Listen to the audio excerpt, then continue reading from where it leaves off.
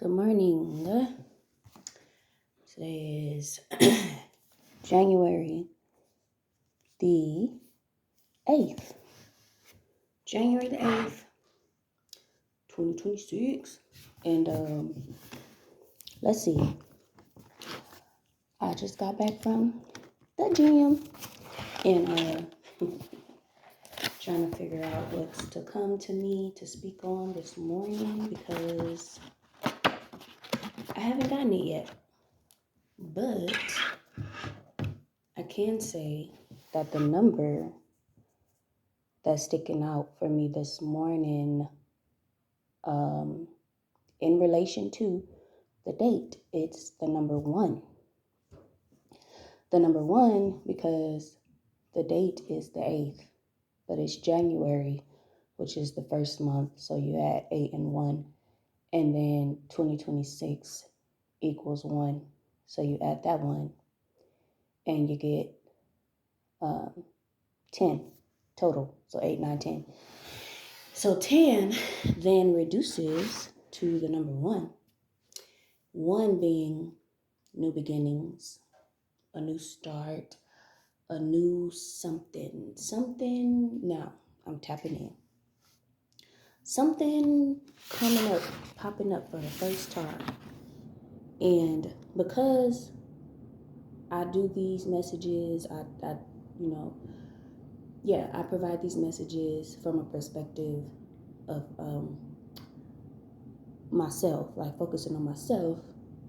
I'm kind of picking up on perhaps something new presenting itself to me today, perhaps for the first time ever.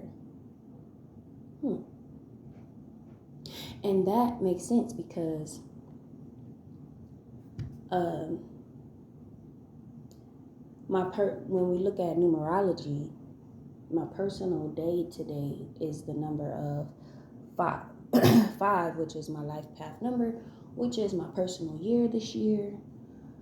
So I think today is going to be, that word is coming to me again, an auspicious day, which is funny because the video I did that I titled Auspicious, when I brought up that word, I didn't know what it meant. I thought I knew what it meant, but I used it wrong. Well, I used it, but then I think Spirit wanted me to use it. But it's crazy because I looked up the definition after I finished the video, and then I'm like, oh, it's a good thing. So it's almost basically like, because I was describing a situation that was having me feel a little like creeped out, and I was like, it's real auspicious. I should have used the word suspicious. I used the word auspicious and I didn't know what it meant. So I looked it up and it's like a good thing. So dang, okay, so now I feel like I'm to tap into that for real. This time. Like use it for real, like what it actually means. Okay, let me go ahead with that energy. It was so funny because I looked it up. And you know what's funny about that is the old me would have been like, now I gotta delete the video, or I gotta go change the title of the video. I didn't think nothing like that. I was like, that's funny. And just kept on going. But I did find it interesting how it almost sounds like the word suspicious. I was like, oh, okay, so it's related to suspicion. Okay, so auspicious by definition is conducive to success. Favorable. Oh yeah, just the way we going, because now that something came up there. A favorable what do you say? Propitious. I need to get back to reading, bro. This is terrible. Giving or being a sign of future success. They said it was an auspicious moon. It was rising. Prosperous. Okay. So now that's coming up as a focus for this talk. So I might title this one as I don't know, auspicious part 2, auspicious for real, actual auspicious. Anyways, so the number 1, something new coming up today. I will say that my time at the gym this morning, it was another level. I cannot lie, it was another level. On the Stairmaster, first of all, it was the first time I used this particular Stairmaster. And now I'm like, okay, yeah, I think I'm gonna stick with this one. I don't know, it was the one I usually use. Somebody was on it, and then somebody was also on the one directly next to that one. So I had to go to the other side, and I've also used. It's like four Stairmasters, but they're split. So like two on one side, two on the other end. So I've used one of the other ones, two on the other end. So today I used another one for the first time, and so I don't know. I point that out, and then also I was like kind of going hard. So the level I usually be on right now, or the one I've mostly been on, is level 4. But at a point I had to take it up to level 5 because level 4 was like just too slow. So I know obviously like my performance would be moving up, but also I feel like I have more energy today. It's like a gift, a burst of energy, something in the air. Okay, I'm pausing because I'm cooking. One moment. Okay, I just unpaused. So what was I saying? Yeah, my energy is like up, you know, and I know also that my period is coming, and so that often happens where I get like this burst of energy right before my period hit, and then I'm like out for the count for like 3 days, 2 days. So I don't know. What just came to me also was to speak on how this week started. So, and also the fact that I've been connecting with other people at work who've been telling me how they had experiences at the beginning of this week, health related. So one person who had been out for 2 days this week, and I noticed because we usually connect for work in some type of way, and he was letting me know he was out for 2 days. He told me why. He told me it was due to like some health concerns that came up, and basically he was in the hospital on Monday. So Monday of this week. Monday was also the day that I went to the gym, and it was the first Monday of the year. So I think that first Monday and one. See, okay. And that also was the 5th. Okay, so it's something like this 1 and 5 and 5 and 1. Because today is a 5 and a 1 for me, a personal 5, and the date is a 1 in total. It equals 6, but also in tarot, 15 is the devil card in Major Arcana is number 15, but 15 also simplifies to 6, which is the lovers. So Monday, yeah. So my coworker's telling me he ended up in the hospital. He had an anxiety attack. But that didn't even happen until he got to the hospital. But before he got to the hospital, it was like a dehydration issue, and it was related. He said he felt like from him like doing too much for the holidays, like drinking too much and stuff. So that was during the day, and then as I'm leaving out from work, I run into my other friend, my other coworker, and he ends up telling me like, yeah, I had to go back home, which is like another state, and he told me because his brother had went to the hospital. He said he went in Sunday night, so my coworker had to go home Monday to go be with his brother. His brother was really, really sick from alcoholism, and he basically was like, it caught up with him, and I was like, oh my goodness. I'm like, and I told him about myself, what I experienced on Monday, which wasn't as severe, but when I was at the gym and my heart started, I keep saying my heart, but my chest started hurting when I was on the Stairmaster, but also I realized I was in a fight or flight mode because I felt like my neighbor might have been stalking me. I'm not sure, but I noticed my nerves was on edge and I was heightened, really, really heightened. I just knew it. And so I actually shared that with both of them because I felt like, wow, like that lets me know like there was definitely something going on, okay? There was definitely something going on. And that makes me feel like, we have to be careful with these holidays, bro. We have to be careful with the program that they set for us to fall into. Because look, even when I was telling my coworker, like, so-and-so, he was telling me about this, and that.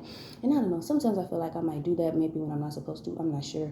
I don't feel like it was a secret, but then sometimes I'm like, dang, what he wanted me had to, repeat that. He didn't say like it's confidential or nothing, but I just be sharing like, because it be like connections and synchronicities and stuff like that.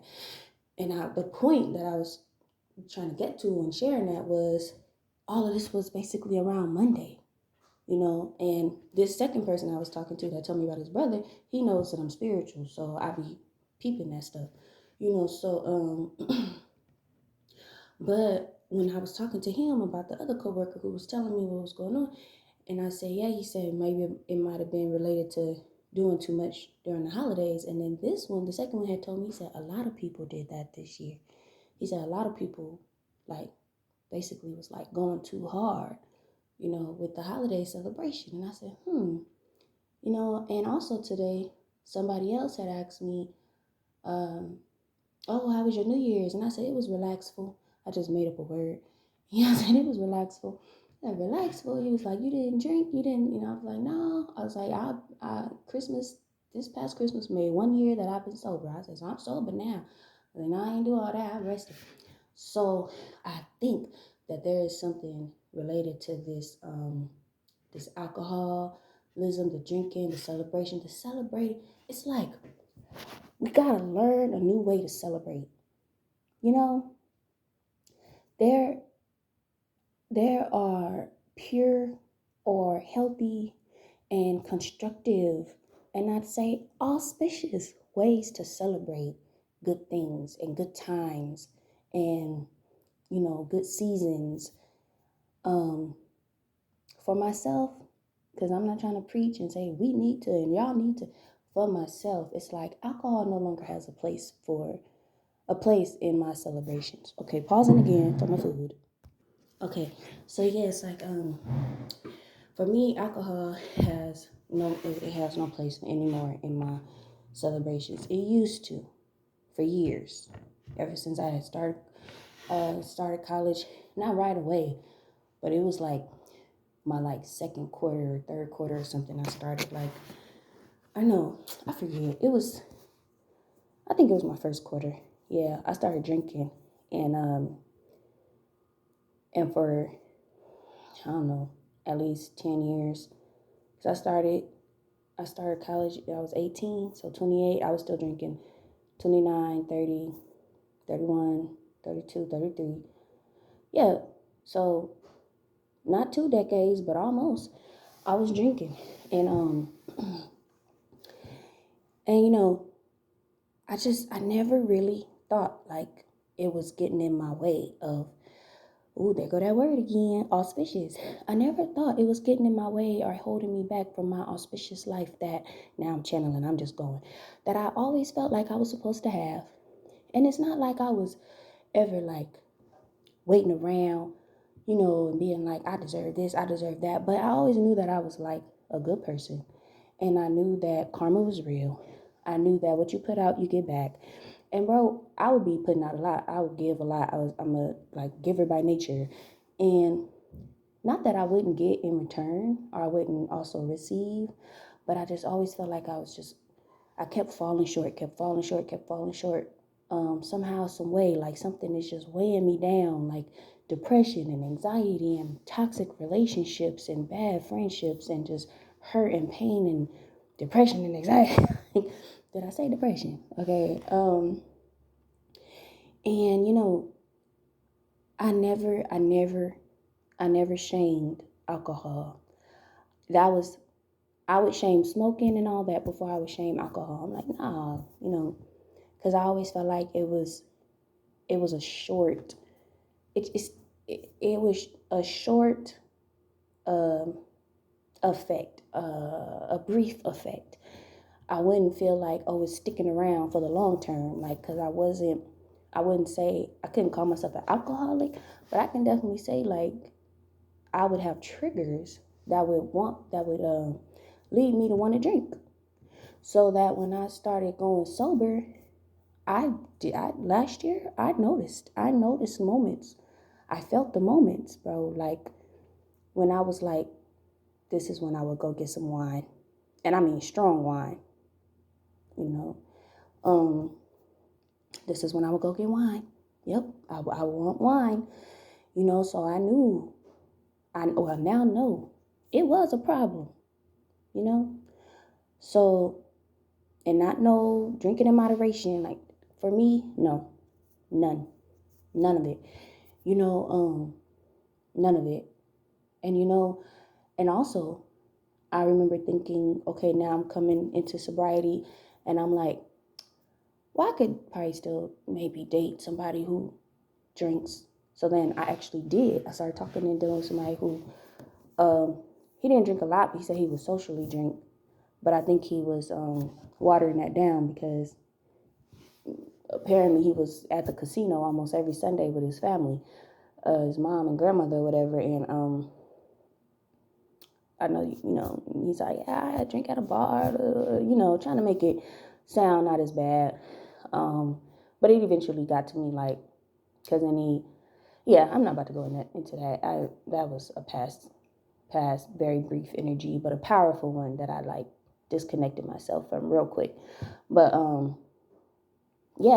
now with the year mark behind me or under my belt, I'm like, nah, I couldn't align myself, connect myself, attach myself with someone, exchange energy, fluids, and all that with someone else who drinks, or they toxify their energy in their space, because now your energy is eventually going to become my energy, because we exchanging and we creating, a bond. So even if I'm not drinking, in a way I'm drinking because I'm consuming your energy and you drink. So what you're consuming, I'm going to end up consuming like secondhand. It's like secondhand, and so now I'm like, no, I'm straight. Nope. Anything that I'm not doing, I don't want you to do. And so far I haven't applied the whole vegetarian part to, that, but I might get there, because again, what you're consuming, I'm going to end up consuming. I used to think like, nah, like that's just your body, but shit, if we exchanging energy and fluids and, doing things, sleeping next to each other, swapping and all that stuff, I don't know. So all of that got to me now in the mindset of I'm straight on swapping energies with anybody anyway. I did a year of sobriety, now I'm on a whole nother year journey. I am. Okay, pausing one more time for my food. But yeah, that's I think where I'm headed into, though, because it's like, and here's the thing, and I'm not gonna go too much into detail about the whole vegetarianism thing, but the thing about the meat that I feel for myself, that I have been able to pick up on with my sensitive ass body. I love my sensitivity, by the way, but I've been able to pick up on the fact that, first of all, I'm affected by the food that I eat. Okay, from brain to body to feeling, emotions, mood, abilities, energy, strength, right? So I have in the past been able to pick up on meat that I would eat, making me angry. I've been able to pick up on meat that I would eat, making me feel horny. Literally. It was the pork that made me feel angry. It was the chicken that made me feel horny. Just saying. Moving on from there, okay? So, auspicious, all right?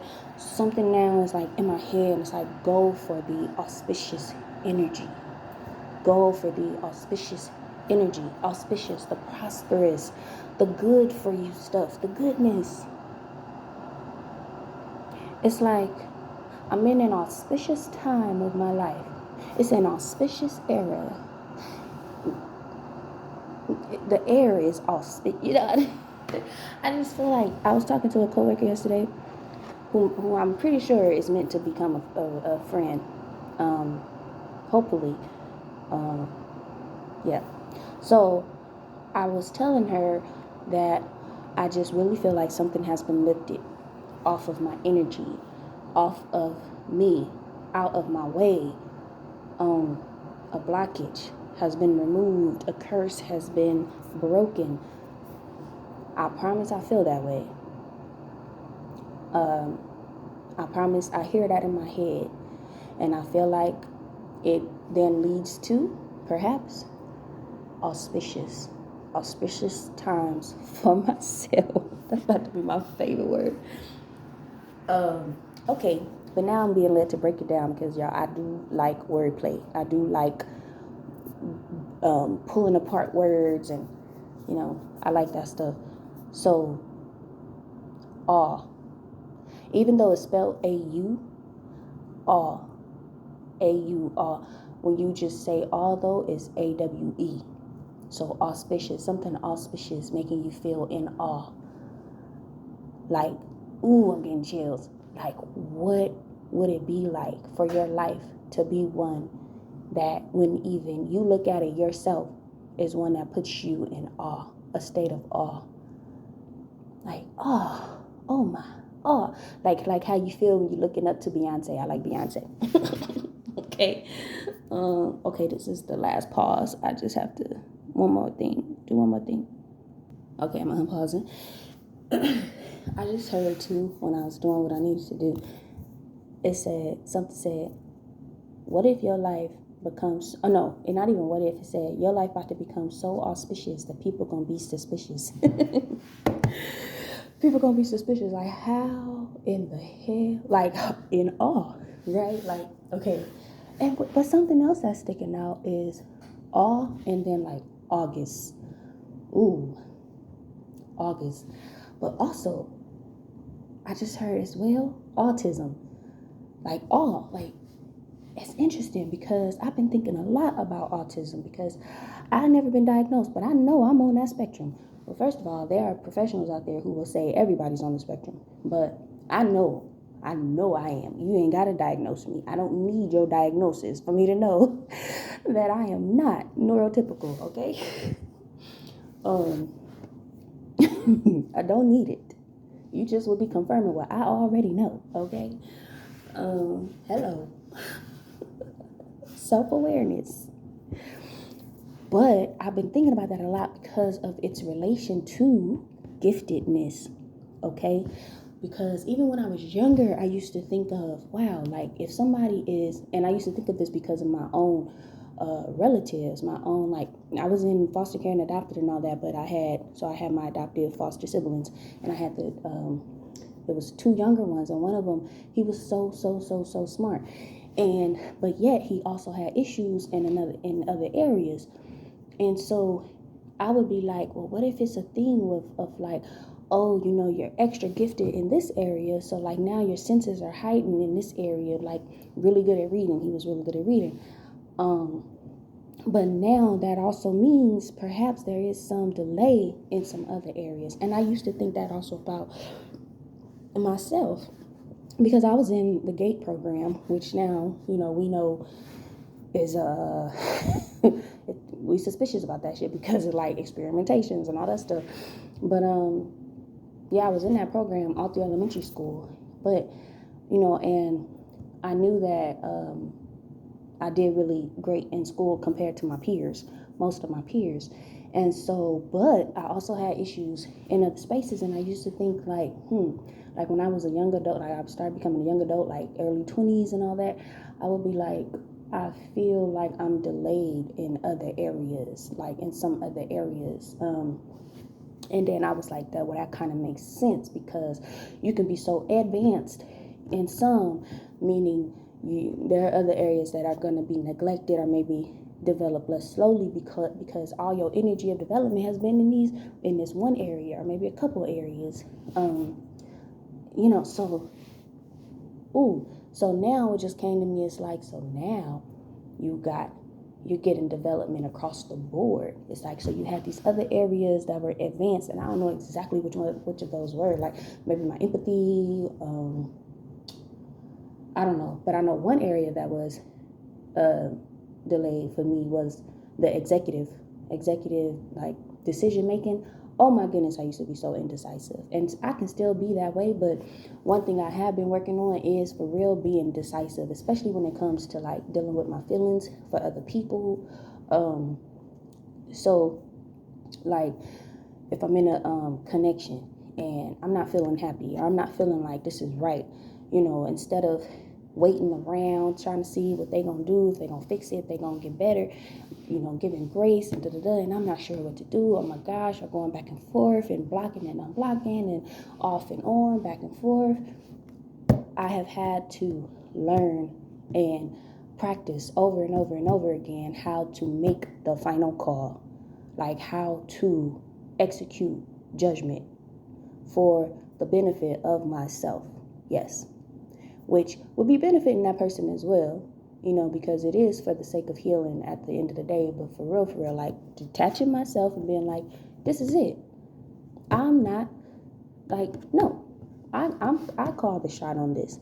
I'm not waiting around, hanging around for what it is that you trying to figure out in regards to me, while like literally, I've gone through that over and over and over again. And I think it's because of the delay in my cognitive functions of executive decision making, and be like no longer being indecisive, like being decisive for the sake of my own safety, and in tarot they call that being the emperor, being the king of swords upright. Like, you're not confusing me. That's crazy, because I say the word confusion, and I think of auspicious again, and I feel like there's something in there where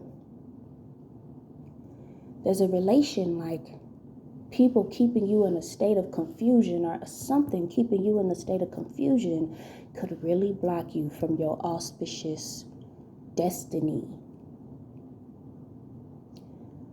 So this has been my experience.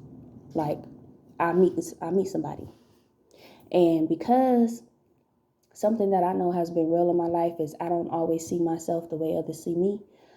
So I might see myself as less attractive than maybe somebody else sees me.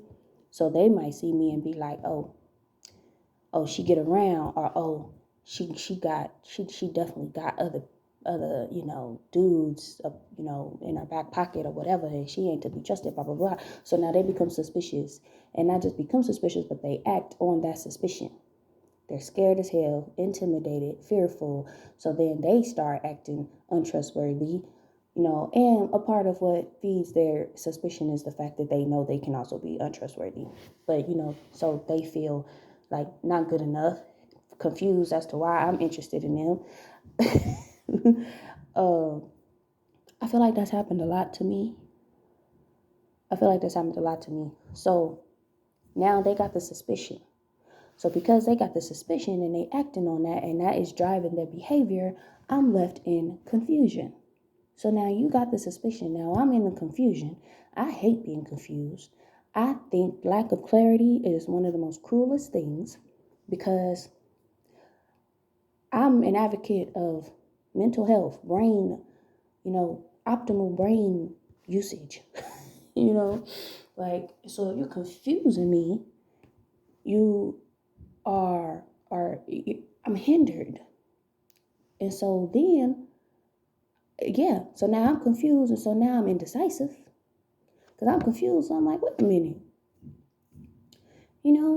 you see me as more attractive, and I'm confused because I'm not being shallow, and I actually think you're very attractive. Like, like I'm actually genuinely interested. I'm actually genuinely like turned on by you. Like, I get butterflies around you, and you questioning my attraction to you. And so now you acting suspicious, and you ain't treating me right. You actually treating me quite nasty, and I'm confused by your behavior, because I'm like, what the hell? And now ain't no moving forward. Definitely not for you, because you holding yourself back. Now I'm holding myself back because I'm so concerned about what it is that is going on in your head, but you're not sharing, of course, because you don't want to show that you're intimidated or confused or scared or feeling insecure or not good enough. You're not going to do that. So now I'm over here and I'm trying to stay loyal. Not even trying to stay loyal. I am loyal, I'm graceful, and I'm patient, and love is kind, and and all that shit. So now I'm indecisive and confused, Ain't no auspicious energy over here. Ain't no prosperity. Ain't no elevation. Ooh, this is deep as shit. Because this has been my life. This has been my love life. For real. In connection to my issues and relationships. The reason why I'm single. This has been the dynamic that I've been through. Over and over and over and over. Literally. It's been this. And I've never talked about it, thought about it like this before. So again, it's like something's been lifted and I'm seeing more clearly, but it's like, okay, so the thing is, I've been so loyal to love, and I talked about this already, about my, like basically taking off the shackles of love, because fuck that shit. I ain't getting what it is that I need, nor want, nor deserve. So fuck that shit, right? And not just, fuck love, but the way I was enslaved to love, I'm like, no more. That's what I'm saying. Like, fuck being enslaved to love in the way that I was. Because I was. And so moving out of that, it's like auspicious time. And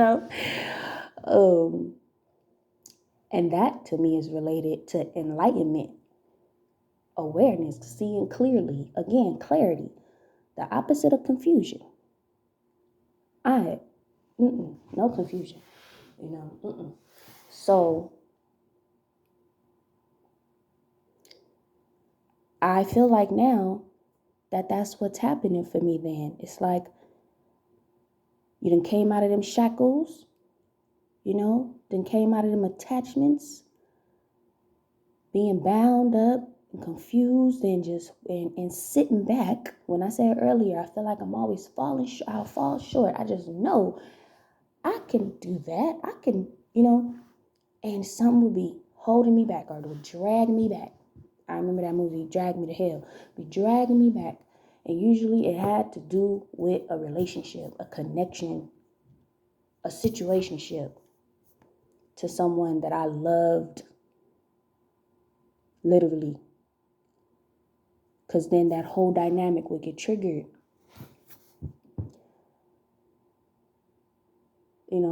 The suspicion, confusion, indecision, which leads to being just not meeting the mark for the auspicious destiny. Again, auspicious destiny.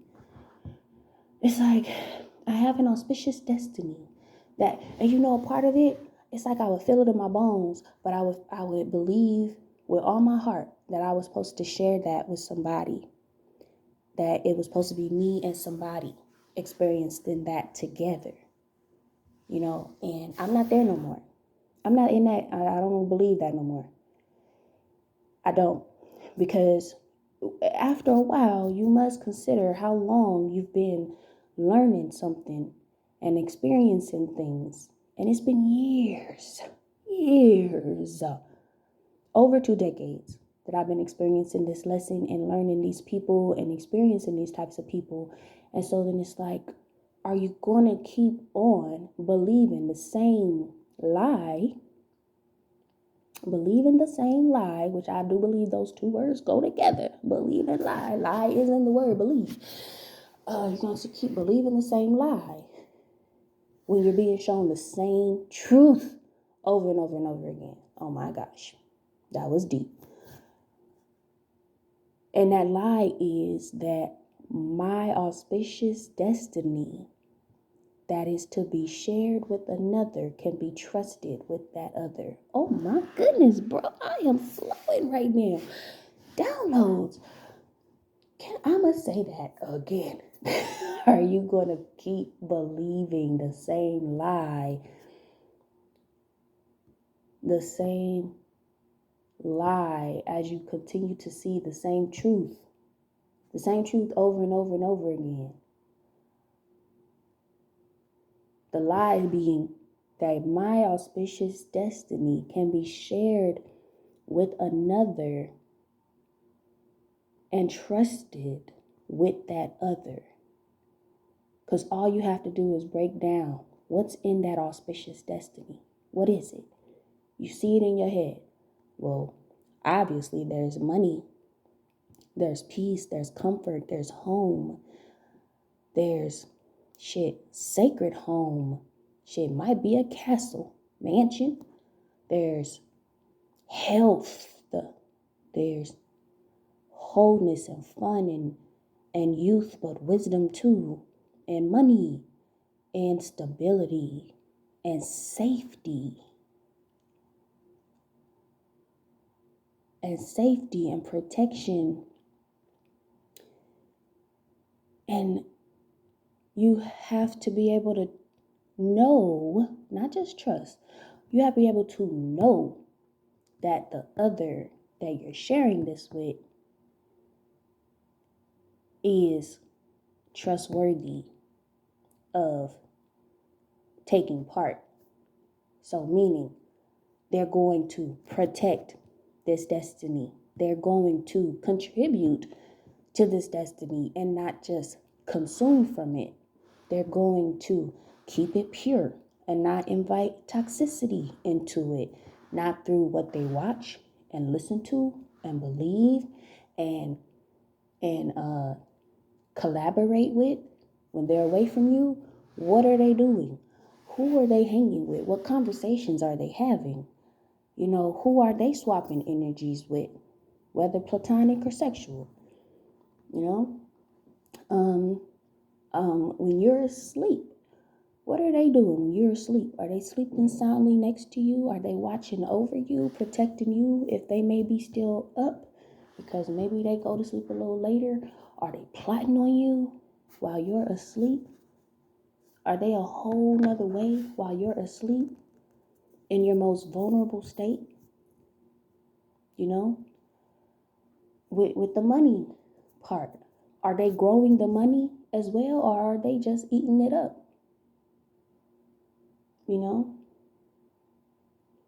Are you safe? And I'm gonna be honest with y'all, like what I've been through in that area of life regarding love and relationship and attachment to somebody, safety, negative. And that really took a high, that got real bad about 3 years ago for me. Like, bullets coming through my place, my car. And every time I'm spared, but I'm so spiritual, I could pick up on the energies. Like, even if the bullets were meant to go somewhere else, something had them coming in my direction.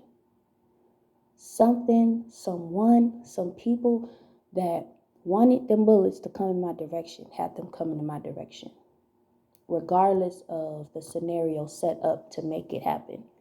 I have had several bullets. I've had to throw myself down on the floor in my own place due to bullets coming through my place. Police up in my place 3 a.m. in the morning finding bullets. And like, no lie, I got several bullet holes throughout my car. For real. And saying that out loud, that just kind of gave me clarification on something that I've been wondering about. But that's for more of a private processing later. But But literally, because of who I was attached to, I know that. I know it for sure. Because when I would attach myself to someone, or we now are attached, we are dealing with each other, or we're talking with each other, and we're, having sex. We're being grown, whether in an official relationship or not. I'm now holding myself back. In those times, it would be holding myself back to remain aligned with this person. Seriously. Because Okay, maybe I want to hang up the phone on their ass because they're being a real jerk and asshole and totally not the kind that I like. But I stay on the phone. I give them grace. I give them mercy. I'm being patient. I grew up in church, can you tell? I'm being patient. Believing, hoping, waiting was for someone who doesn't deserve it at all. And yet I have an attraction to this person, so I'm giving them that. I have understanding, so I'm, like, literally, instead of hanging up the phone, okay, I'm going to engage with you in this argument. Instead of kicking your ass out, or I'm going to argue with you, and then maybe I'll kick you out of there, maybe I'll let you back in later, I'm being pressed to make a move, and yet I hold back. I'm being pressed to tell you to not touch me, and yet I hold that in and cry and just kind of, weep or whatever. It's like a holding back because I'm attached to this person who's not actually, in hindsight now, who's not being pulled towards that auspicious destiny, but they trying to hitch a ride with me because that is my destiny. I've been through that over and over and over again. And when I say the lack of safety was a big one and was something that I wasn't even thinking was a thing until, like I said, I had them experience all of these bullets, bro. Like, what? Lack of safety.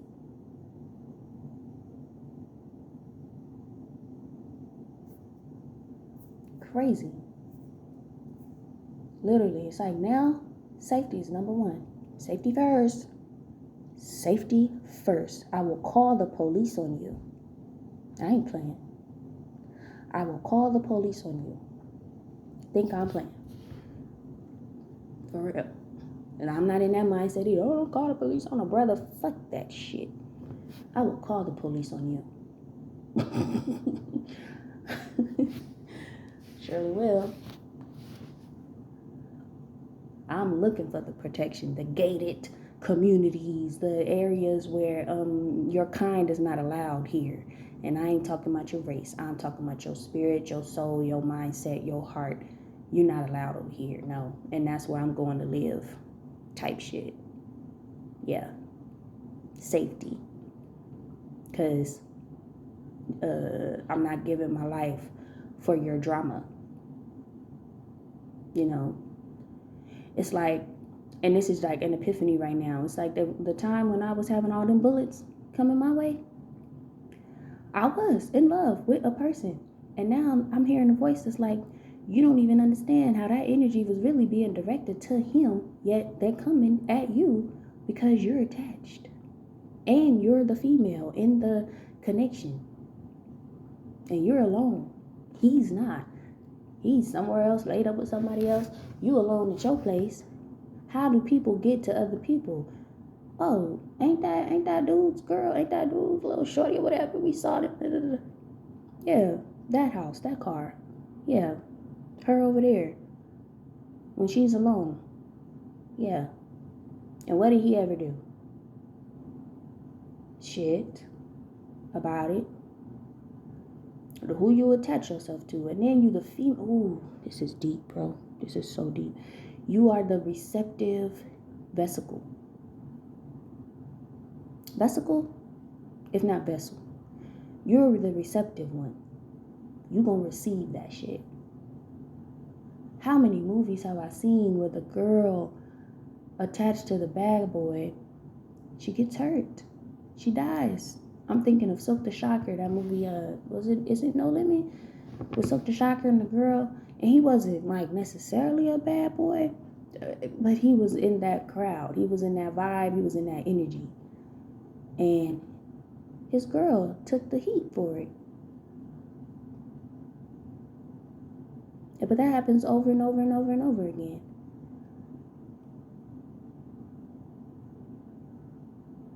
So yeah, that's what I'm getting, bro, right now. Like, nah. My auspicious destiny is for me. I know nobody who I can share that with.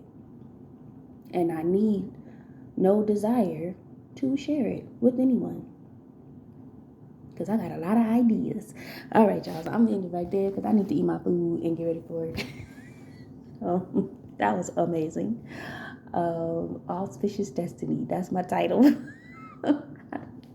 It's a lot of syllables. I don't really like that, but that's what we're doing. All right. Thank you for listening. Till next time. Bye.